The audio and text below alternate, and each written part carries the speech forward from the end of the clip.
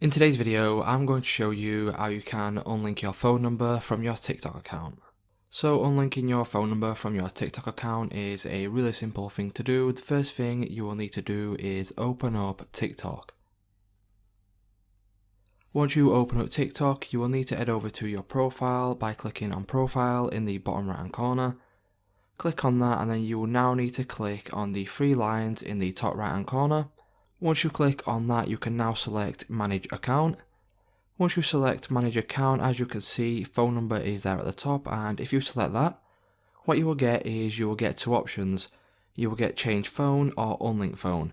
So if you are wanting to remove your phone number from your account, you can click on unlink phone. As you can see, unlink phone number, so what you need to do is simply click on continue to unlink. Once you do that, you will get a verification code sent over to your mobile.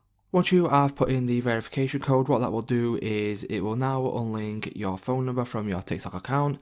So it's just that simple, guys. If this video did help you out, please leave a like on today's video and I'll see you in the next one.